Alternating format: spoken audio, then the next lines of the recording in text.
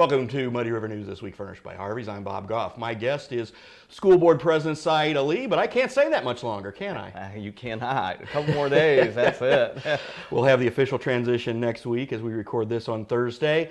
What prompted this? Why is it you've done your time? What prompted you to kind of say, okay, Shelley, you're up? Well, I feel like Richard McNay and I are on a little longer than we anticipated. So, I mean, it was 8 years and we were kind of done, but, that 8th year was in the middle, of a lot of stuff going on. And so the board, we had talked about it, and I talked with Roy about it, and we thought the best thing just for consistency and trying to get us through some tough spots was to stay on. So we did.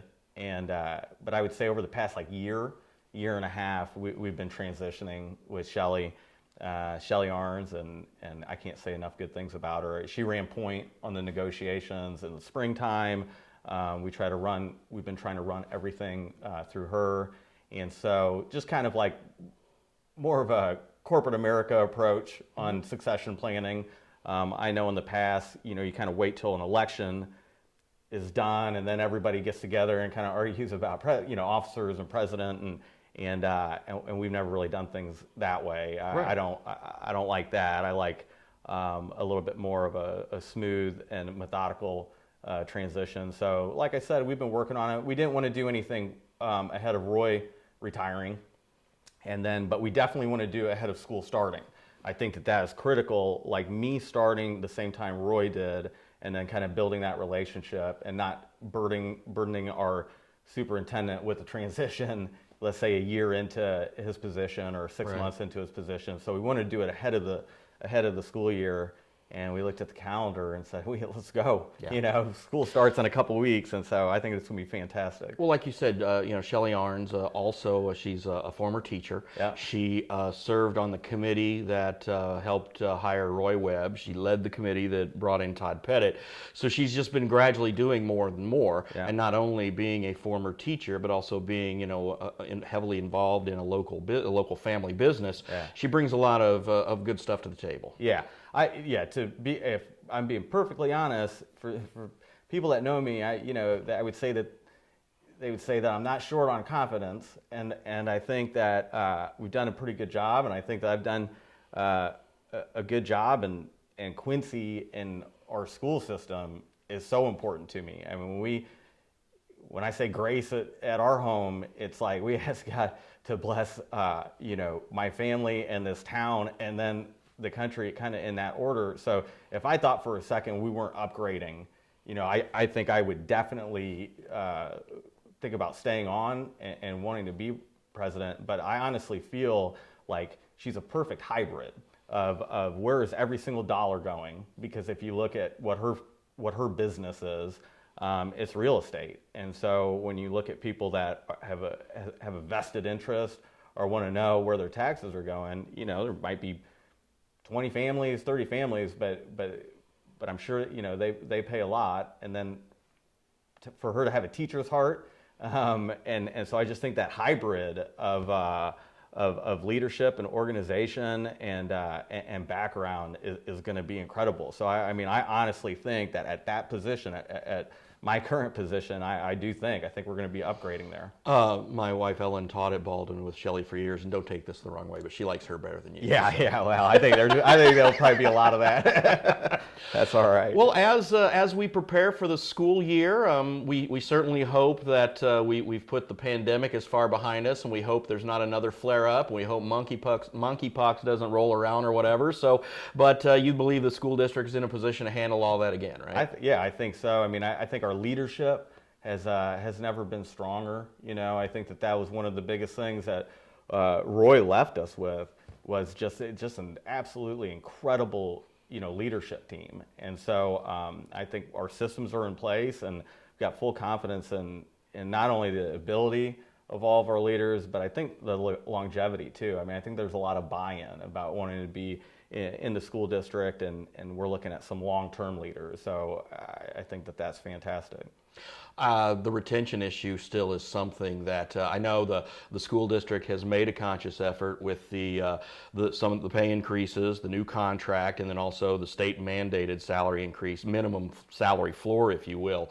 I know Lisa Otten does a really good job in that. How can the board continue to help her bring in good teachers who you can keep? Yeah, that is a good question. I'd say that's a big hurdle, for us as a district, but then, also all across the country. So I think a lot of it's the type of environment we create and the culture we have at QPS, and I think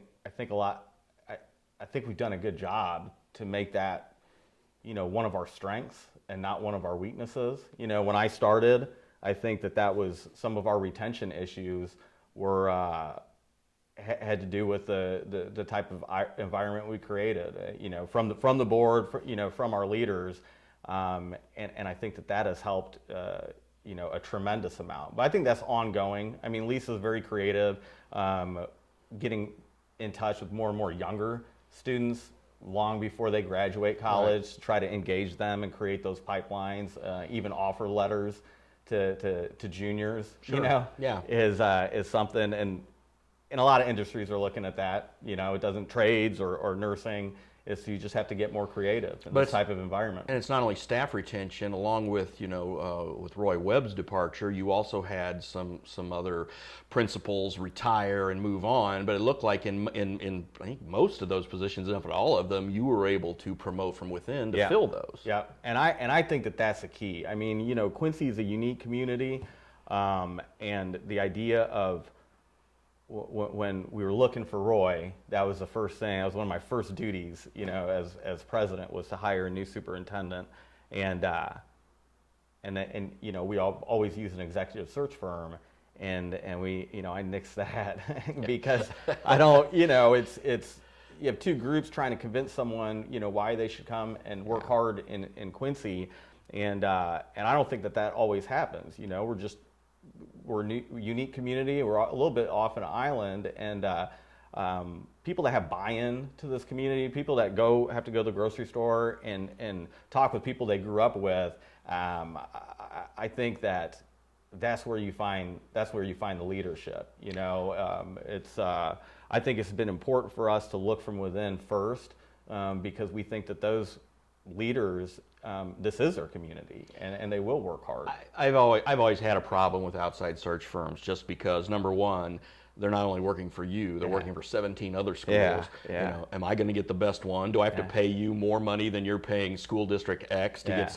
I've always thought if you're going to have a good, strong board in place filled with local community leaders, right, they should be the ones that are going to steer the ship and say, hey, we're going to hire this guy or this guy. Yeah, and I've got buddies that work for executive search firms, and for private companies, that's one thing, but for a public entity like a school district, I think it's totally different. I think, and I agree with you. I think there's definitely spots where it's just, how do you do it without an executive search firm? But when you were looking for a community leader or leaders inside a small community, lead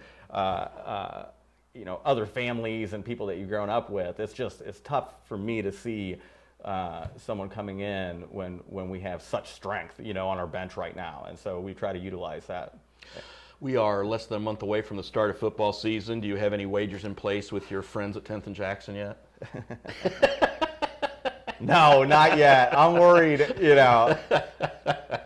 Some years I feel pretty good about that, but I think that's one of the fun things that we do, and the relationship that we built with our crosstown rivals, I think has been important. Well, Mark at the board meeting, at Roy's last board meeting, Mark came, and Mark just said some really great stuff. Yeah, so Mark McDowell, QND's principal. So. Yeah, I think that they're like tremendous partners. I think that it's a great organization over there, and it's like strength and strength. It's as bad as I want to beat them in everything, all the sports. I think that Blue Devils are always cheering, for the Raiders. For our students, we all grew up together, and hung out together and played sports together, and so you want to see them be successful. So we're always cheering for them. Well, Muddy River Sports has put together 2 QND championship books. Yeah. We'd really like to put a QHS Well, state championship book together here at some point in the sport. Yeah, we got to talk to that AD, and see what we can do. But I think we've had some tremendous teams and run into some buzzsaws in different sports, and so hopefully we'll get there. Well, we'll be there for the basketball or for the football game this year for sure with the Navy Muddy River Sports shirts and the Royal Muddy River Sports shirts for everybody to grab and go with. Yeah, so good. that's going to be a lot of fun. Good. So, I guess wrapping up, while you are stepping down as president, you do intend to serve out your remaining years of your term, right? Yeah. So you got 3 years left then? Yeah.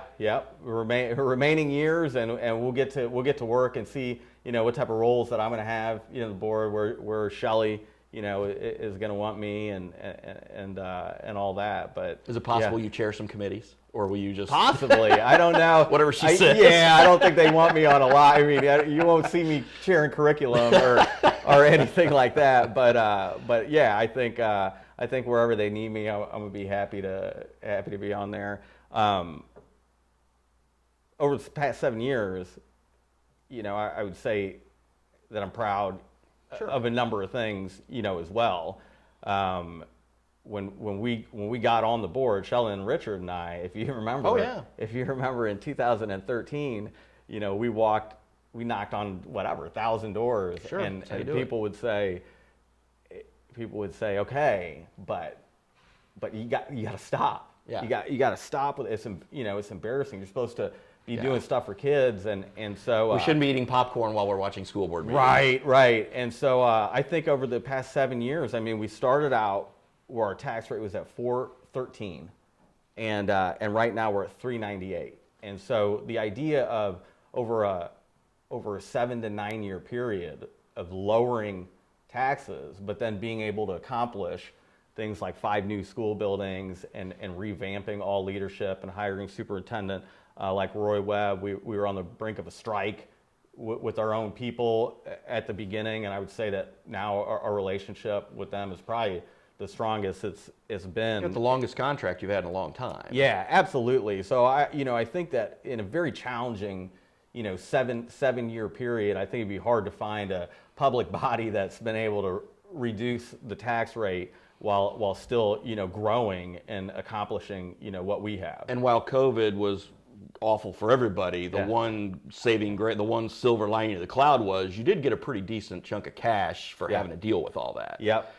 So that was able to backstop some things. That was huge. We were looking at being in deficit spending next year. Yeah. And so and we've already cut. When you talk about when I started, they said so many people say you can't run it like a business, and I would say, okay, I'll do my best, but I don't even know what that means. Right. It's like I ran it exactly like a business and all the checks and balances. And so we got to a point where, every dollar we spend, we know how effective it is, and we know, why we're spending it. And so that type of turnaround, we used to have 30 days cash on hand, when we started. We've quadrupled that. Our ratings, our financial profile ratings have been upgraded. 2 years of perfect audits is something that I don't think we've ever had.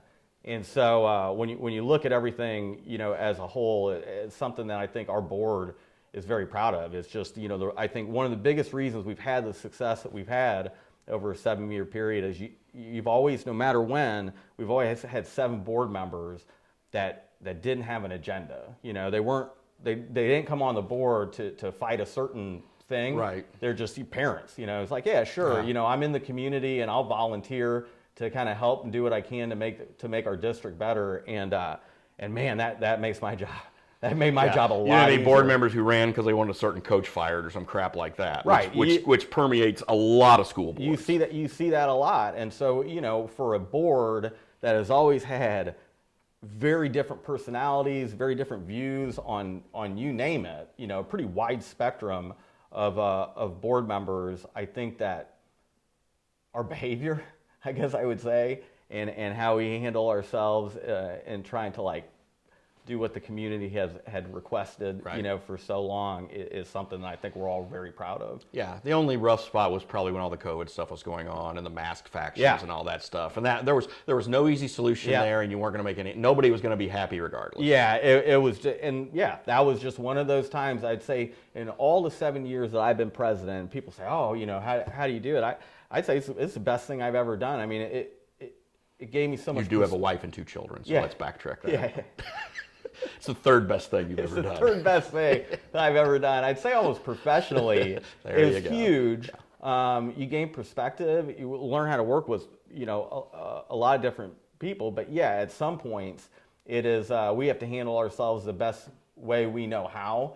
And our priority number one was to not get in a situation where we had to close schools. I mean, that was, when you look at all the different factors we were weighing, it was almost like a singular focus on whatever we need to do in order to have in-person instruction. Right. And we did that, and I think throughout that was probably the only maybe 2 or 3 months Sure. where it was rough, and it's like I don't like it when people don't like what we're doing or upset with the decisions we make. You know, I'm from here. It's like I want people to think that we're always doing a great job, but it doesn't work like that, and we had to really stay focused on what we were trying to do. And at the end of the day, we were able to do that. And I think we were one of the only districts in the state that was able to accomplish that. I think that was huge for our community. It was, and it was just that was just a really rough stretch for everybody. For 'cause everyone, nobody knew what the hell was going on. And it was just like, what? How do we just